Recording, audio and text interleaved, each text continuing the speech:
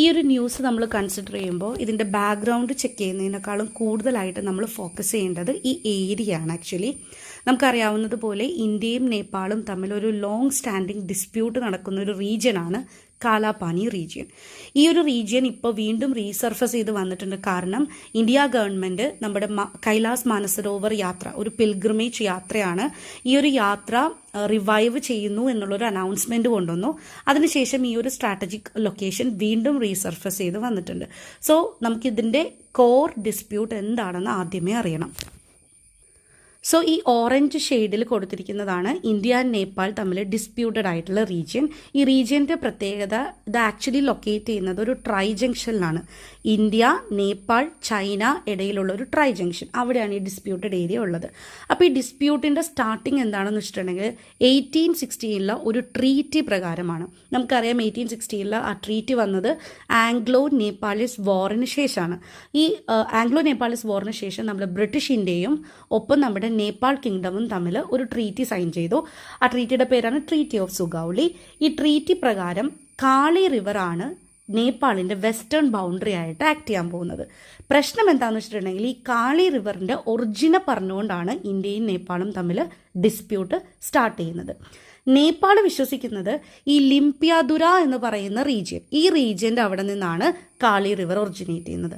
അങ്ങനെയാണെങ്കിൽ ഈ കാണുന്ന ഓറഞ്ച് കളർ എല്ലാം ആരുടെ കീഴിൽ വരും എന്നാണ് നേപ്പാൾ പറയുന്നത്? നേപ്പാളിൻ്റെ കീഴിൽ വരും. എന്നാൽ ഇന്ത്യ വിശ്വസിക്കുന്നത് ഓൾമോസ്റ്റ് ഈ കാലാപാനി റീജിയൻ്റെ സൈഡിൽ നിന്നാണ് കാളി റിവർ ഒറിജിനേറ്റ് ചെയ്യുന്നത്. ഓക്കെ, അപ്പോൾ ഇന്ത്യയുടെ ക്ലെയിം എന്താണ്? ഈ ഓറഞ്ച് റീജിയൻ കംപ്ലീറ്റും എൻറ്റയർലി ഇന്ത്യയുടെ കൺട്രോളിലാണ്, അല്ലെങ്കിൽ ഇന്ത്യയുടെ ഉത്തരാഖണ്ഡ് സ്റ്റേറ്റിൻ്റെ അണ്ടറിലായിട്ട് വരും ആര്? ഈ ഒരു കംപ്ലീറ്റ് റീജിയൻ എന്നാണ് ഇന്ത്യ വിശ്വസിക്കുന്നത്. സോ ഇതാണ് ആക്ച്വലി ഡിസ്പ്യൂട്ടിൻ്റെ മെയിൻ ആയിട്ടുള്ള ഒരു കോർ റീസൺ. സോ ഇതിപ്പോൾ റീസർഫസ് ചെയ്ത് വരാനുണ്ടായ റീസൺ എന്താണ്? ആക്ച്വലി നമ്മുടെ മിനിസ്ട്രി ഓഫ് എക്സ്റ്റേണൽ അഫയേഴ്സിലൂടെ നമ്മുടെ ഈ കൈലാഷ് മാനസരോവർ ഒരു തീർത്ഥാടന യാത്രയാണ്. ആക്ച്വലി അതൊരു ഒരു പിൽഗ്രിമേജ് യാത്രയാണ്.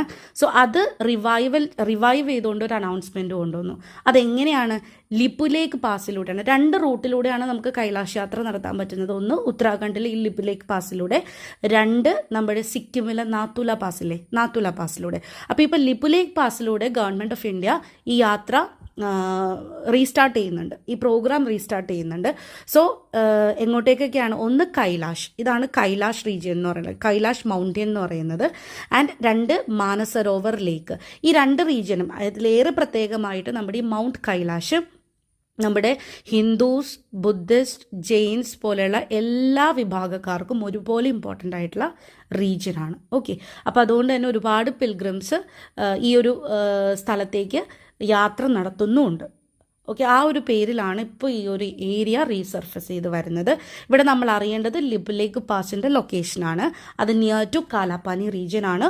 ഉത്തരാഖണ്ഡിൽ നിന്ന് ടിബറ്റിലേക്ക് ആക്സസ് ചെയ്യാൻ പറ്റുന്ന ഒരു പാസ് കൂടിയാണത്. സോ ഇവിടെയാണ് നമ്മുടെ ലിപുലേഖ് പാസ് ലൊക്കേറ്റ് ചെയ്യുന്നത്. താങ്ക്